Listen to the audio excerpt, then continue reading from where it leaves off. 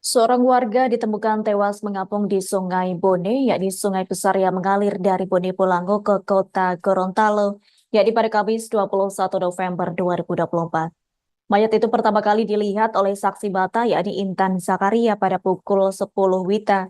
Adapun kesaksian Intan pun ia bagikan di media sosial miliknya.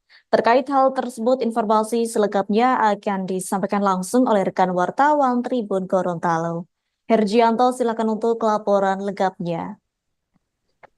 Terima kasih Adila di studio. Dapat kami laporkan dari Gorontalo, Tribuners dimanapun berada, bahwa memang telah terjadi penemuan mayat tanpa identitas di bantaran Sungai Bone, Desa Tanah Putih, Kecamatan Batu Pingge, Kabupaten Bone Bolango, Provinsi Gorontalo. Mayat pertama kali ditemukan pada waktu sekira pukul 9 waktu Indonesia bagian tengah oleh salah satu warga yang saat itu merekam kejadian dan mengunggahnya ke akun sosial media Facebook. Hal itu sontak dibagikan oleh netizen dan menuai beragam komentar dan tanda tanya siapa yang sebenarnya korban dalam insiden tersebut.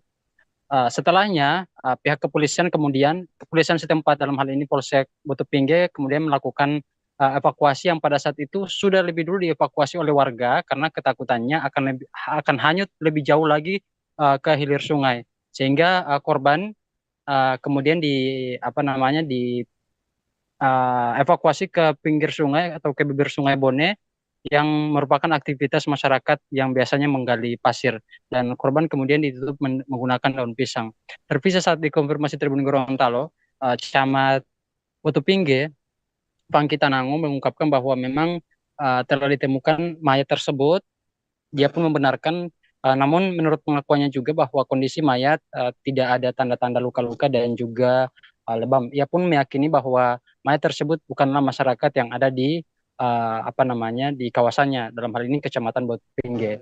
Selanjutnya mayat yang ditemukan itu kemudian diserahkan ke Rumah Sakit Ali Sabu Provinsi Gorontalo. Setelahnya Tribun Gorontalo melakukan pendalaman terkait dengan kondisi mayat di Rumah Sakit Ali Sabu, namun pihak rumah sakit menjelaskan bahwa tak ada satupun mayat yang tanpa identitas yang dievakuasi hari itu juga di Rumah Sakit Ali Sabu.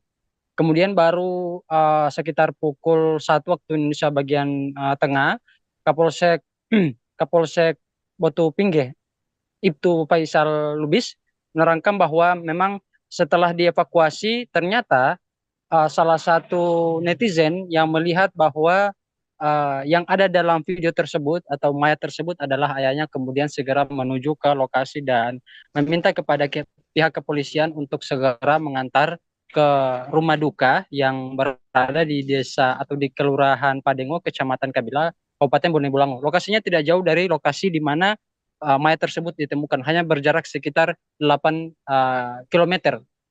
Dan pihak keluarga tidak mau sang korban diotopsi, dan hal itu dibuktikan juga dengan surat pernyataan yang ditandatangani oleh keluarga dan juga pihak terkait. Dan menurut pengakuan keluarga bahwa korban bernama uh, bernama Yahya, yang dimana diketahui terakhir kali menghubungi keluarga atau berkomunikasi dengan keluarga itu pada pukul 8 pagi, meminta izin untuk mandi di Sungai Bone. Memang itu bukan kali pertama dirinya mandi di Sungai Bone, tercatat sudah beberapa kali mandi di Sungai Bone. Namun di hari itu sudah sekitar 1 sampai 2 jam ditunggu keberadaan Yahya tidak kunjung tiba ke rumah, dan keluarga mengecek yang ada di bantaran sungai tinggal tersisa tempat sabun dan juga sendal korban. Keluarga pun menunggu, dan selang beberapa lama melihat live TikTok atau live Facebook yang mana memperlihatkan bahwa Yahya saat ini sudah tidak bernyawa di desa yang ditemukan di Desa Tanah Putih, Kecamatan Kabila, Kecamatan Batu Pingge, Kabupaten Bone Bolango, Provinsi Gorontalo. Demikian yang dapat kami laporkan. Terima kasih dan sampai jumpa. Baik, terima kasih untuk informasi lengkapnya. Silakan bertugas kembali. Tribuners, waktu kami telah menghimpun wawancara bersama Ibtu Faisal Lubis selaku Kapolsek Batu Pingge. Berikut untuk tayangannya. Sudah teridentifikasi oleh keluarga dikarenakan sudah melihat live Facebooknya warga yang saat itu banyak menonton kejadian itu. Iya. Dan pada saat kita melakukan identifikasi dengan tiket reskrim, yaitu dari unit IDEN, anak dari korban sudah berada di lokasi kejadian di TKP, dan anak dari korban meminta untuk jenazah korban langsung dibawa ke rumah. Tidak perlu dilakukan lagi otopsi luar maupun otopsi dalam terhadap korban. Itu dibuktikan dengan surat pernyataan yang dibuatkan oleh keluarga korban. Download Tribun X sekarang, menghadirkan lokal menjadi Indonesia.